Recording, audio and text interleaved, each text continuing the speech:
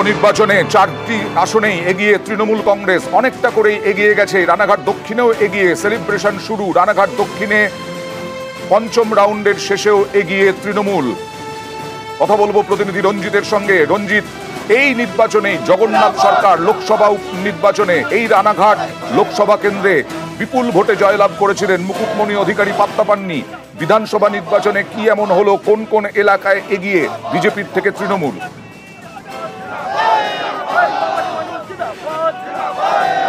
দেখো, সদ্য সমাপ্ত লোকসভা নির্বাচনে প্রায় 37,000 ভোটে এগিয়ে ছিল বিজেপি, এবং সেই এগোনোটা কিন্তু শুধুমাত্র 2024-এর লোকসভা নির্বাচনে নয়, 2019 থেকে 2024 তারা কিন্তু একেবারে তাদের যে জয়ের দ্বারা অব্যাহত রাখতে পেরেছিল বিজেপির পক্ষ থেকে। এবং এই যে রানাঘাট দক্ষিণ বিধানসভা কেন্দ্র 2021 সালে কিন্তু মুকুটমণি অধিকারী তখন বিজেপির তিনি দাঁড়িয়েছিলেন, তখন তিনি জয়লাভ করেছিলেন। কিন্তু একেবারেই উলট করেন যে 2024-এর উপনির্বাচনে এই মুহূর্তে পঞ্চম রাউন্ড শেষ দক্ষিণ রানাঘাট দক্ষিণ বিধানসভা কেন্দ্রের উপনির্বাচনে, সেখানে 13,200 ভোটে এগিয়ে রয়েছে মুকুটমণি অধিকারী। এবং দেখার চেষ্টা করবো যে জেলা নেতৃত্ব রয়েছে, কর্মী সমর্থন ইতিমধ্যে আনন্দ সেলিব্রেশন সহ শুরু হয়ে গেছে।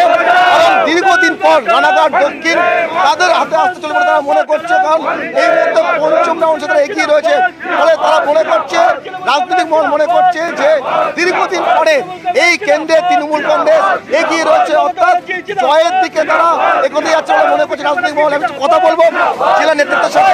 দাদা, 19 সাল থেকে তো এই কেন্দ্রে বিজেপি এগিয়ে ছিল, কি এমন হলো যে 24-এর লোকসভার পরে এগিয়ে রয়েছে? দেখুন, বস্তুতপক্ষে নেত্রী মমতা ব্যানার্জির উপরে আস্থা রেখেছেন, উন্নয়নের উপরে আস্থা রেখেছেন। আমরা নতমস্তকে এই জাগ্রত জনগণ, রানাঘাট দক্ষিণ বিধানসভার আপামর মানুষকে প্রণাম, শ্রদ্ধা, অভিনন্দন জানাচ্ছি, শুভেচ্ছা জানাচ্ছি।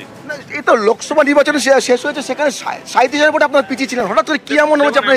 আগে বলেছিলাম যে লোকসভা ভোটটা একটা আঙ্গিকে ভোট দিয়েছে এলাকার মানুষ, কিন্তু যখন এটা বিধানসভার নির্বাচন তখন বিধানসভার আঙ্গিকে মানুষ ভোট দিয়েছে, রাজ্যের কথা মানুষ মাথায় রেখেছেন, সেই কারণে এই পরিবর্তন, এই বিপুল পরিবর্তন। ওকে, রানাঘাট দক্ষিণে বুঝতেই পারছো যে তৃণমূল। রায়গঞ্জে চলে যাব। রায়গঞ্জে 31,000-এরও বেশি ভোটে এগিয়ে কৃষ্ণ কল্যাণী তৃণমূল প্রার্থী। ষষ্ঠ রাউন্ডের শেষে 31,000-এর বেশি ভোটে এগিয়ে কৃষ্ণ কল্যাণী। রায়গঞ্জে 10 রাউন্ড গণনা, তার মধ্যে 6 রাউন্ড শেষ গণনা।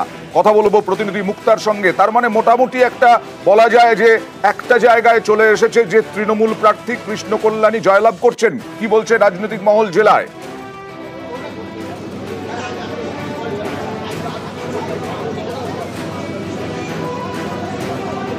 মুক্তা, শোনা যাচ্ছে মুক্তা, এখনো পর্যন্ত 6 রাউন্ড গণনা হয়েছে, 4 রাউন্ড বাকি আছে। মোটামুটি ভাবে তৃণমূল প্রার্থী জিতছেন, এটাই কি রাজনৈতিক মহল মনে করছে?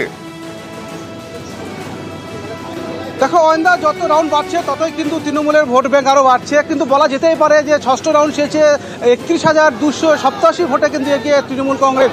পাশাপাশি আরও বলা যাচ্ছে যে রায়গঞ্জের লোকসভার যে নিরিখে যে 46,000 ভোটে পিছিয়ে ছিল তৃণমূল কংগ্রেস, তাতে আর কিছু সময়ের অপেক্ষা। আমরা বলা যেতেই পারে যে আর 4 রাউন্ড মাত্র বাকি আছে, কিন্তু তৃণমূল কংগ্রেস এগিয়ে যাচ্ছে, এবং বলা যেতেই পারে তৃণমূল এবার ঘাস ফুল ফোটাতে চলছে রায়গঞ্জে বিধানসভায়। তবে এই যে আরও দেখা যাচ্ছে যে যত মার্জিন বাড়ছে এবং তৃণমূল সমর্থকরা আরও কিন্তু উল্লাস বাড়ছে, সেলিব্রেশনে মতোয়ারা হচ্ছে, এবং যত ছড়িয়ে পড়ছে তৃণমূলের ভোট ব্যাংক বাড়ছে, আরও কিন্তু রায়গঞ্জে তৃণমূল কংগ্রেস আশার আলো দেখছে। এবারে আমরা আপডেট দিতে থাকবো বিভিন্ন আসনের। আমি সায়নদীপের কাছে শেষ করেছিলাম, সায়নদীপের কাছে একটা প্রশ্ন করব, বিমলদার ওই প্রশ্ন রেখেই বা মন্তব্য রেখেই। সেটা হচ্ছে যে যেখানে যেখানে বিজেপি এগিয়েছিল লোকসভা নির্বাচনে, সেখানে তৃণমূল এগিয়ে, কেন ভোটটা সিপিআইএম বা কংগ্রেসে শিফট করলো না?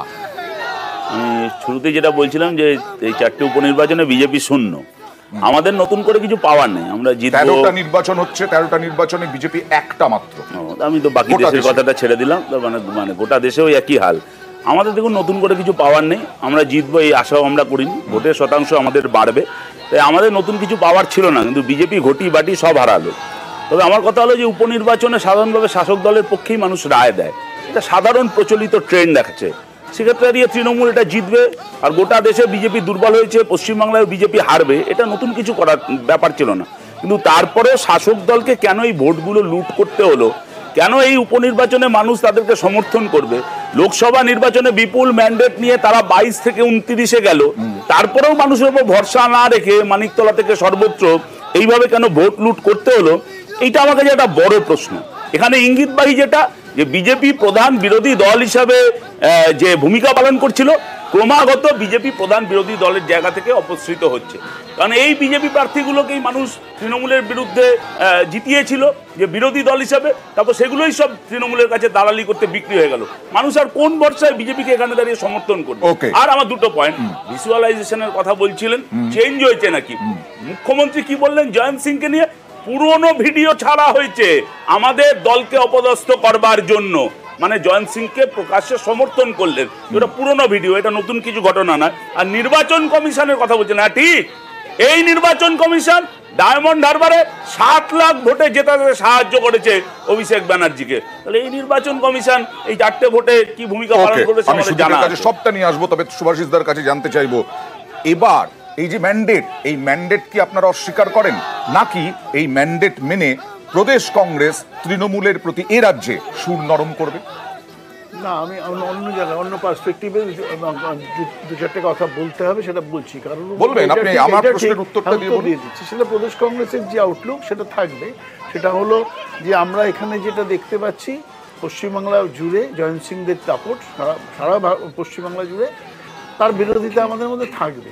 কিন্তু গ্রেটার এনিমি এবং লেসার এনিমি এটা হয়তো দিল্লি চিহ্নিত করেছেন, সুতরাং তারা দিল্লির মতন ভাববেন। কিন্তু আমাদের যে বিরোধিতাটা, যেটা আমরা যেখানে মানে আমরা ফ্রাইং প্যানের মধ্যে আছি পশ্চিমবাংলা শাসনে, সেটার বিরোধিতা থাকবে। এবার ঘটনা যেটা স্ট্র্যাটেজিক কোনো রকম সমর্থন, সেটা আলাদা কথা। কিন্তু পশ্চিমবাংলার বুকে সায়নদীপ যেটা বলছিল এটা ঠিক, যে পশ্চিমবাংলার বুকে বাই ইলেকশনে সাধারণত শাসকদের পক্ষে যায়। কিন্তু আমরা দেখেছি বহু জায়গায় বিজেপি শাসক, কিন্তু বিজেপি সেখানে হারছে। তার মানে বিজেপির প্রতি মোহ ভাঙছে। এবং এইটা অ্যাসেসমেন্টটা ঠিক করা উচিত বিজেপির আজকের দিনে, যে বিজেপি কেন কমছে শাসক হওয়ার পর। তার মানে বিজেপির প্রতি যে মানুষের আস্থা, সেটা কমে যাচ্ছে। 1, 2 হলো পশ্চিমবাংলার বুকে একটা 4টে কনস্টিটুয়েন্সিতে নির্বাচন হচ্ছে, সেখানে পঞ্চায়েত ম্যাক্সিমাম দখল করে রেখেছে তৃণমূল কংগ্রেস, পৌরসভা দখল করে রেখেছে তৃণমূল কংগ্রেস। সুতরাং যে মানুষগুলো ভোট দিয়ে এরপরে বিজেপিকে যেতে হবে, তারা আলটিমেটলি তাদের কাছেই যেতে হবে, পঞ্চায়েত প্রধান থেকে আরম্ভ করে কোনো সার্টিফিকেটে সই করাতে, বা পুরসভার কোনো কাজ করাতে গিয়ে পুরো প্রধানের কাছে যেতে হবে, বা কমিশনারের কাছে যেতে হবে। ফলে কি হয়, তখন শুনতে হবে তোমরা হারিয়েছো, সুতরাং এসে কিন্তু জেতার জায়গা ছিল না। কিন্তু জেতার জায়গা থাকতো, তাহলে কল্যাণ চৌধুরী কখনোই কুণাল ঘোষকে ফোন করে বলতেন না আমার পক্ষে দাঁড়ান, আমাকে জেতানোর চেষ্টা করুন। কুণাল ঘোষকে কেন ফোন করেছে? কারণ হলো কুণাল ঘোষ আগের নির্বাচনে সুদীপ বন্দ্যোপাধ্যায়কে হারানোর চেষ্টা করেছিল। এখন সুদীপ বন্দ্যোপাধ্যায় হারাতে পারেনি, ভেবেছে কুণাল ঘোষকে ফোন করলে পরে হয়তো বা জিততে পারে। কিন্তু তা তো না, কারণ এটা কল্যাণ চৌধুরী বুঝেছিল যে জিতবে না। পশ্চিমবাংলার বুকে বিজেপি ভোট লুট বারবার, বিমলদা আপনারা অভিযোগ করছেন, সিপিআইএম, কংগ্রেস, বিজেপি ভোট লুট, সেই ভোট লুট আপনারা ঠেকাতে পারছেন না কেন প্রধান বিরোধী দল হিসেবে? এবং এই যে কল্যাণ চৌবে একটা উদাহরণ, প্রধান, নিশ্চয়ই ওটা নিয়ে তারপরে দেবো, প্রধান বিরোধী দল হিসেবে আপনারা কেন ঠেকাতে পারছেন না? 1 নম্বর। 2 নম্বর হচ্ছে এই যে কল্যাণ চৌবে বারবার হেরেছেন, তাকেই প্রার্থী করতে হচ্ছে, যিনি মামলা করেছেন তাকেই প্রার্থী করতে হচ্ছে। কোথাও কি অথই জলে সংগঠন নিয়ে বিজেপি? কল্যাণ চৌবে বারবার হারেনি, একবার হেরেছে মানে তাকে প্রার্থী করা যাবে না, কোথাও বলা না।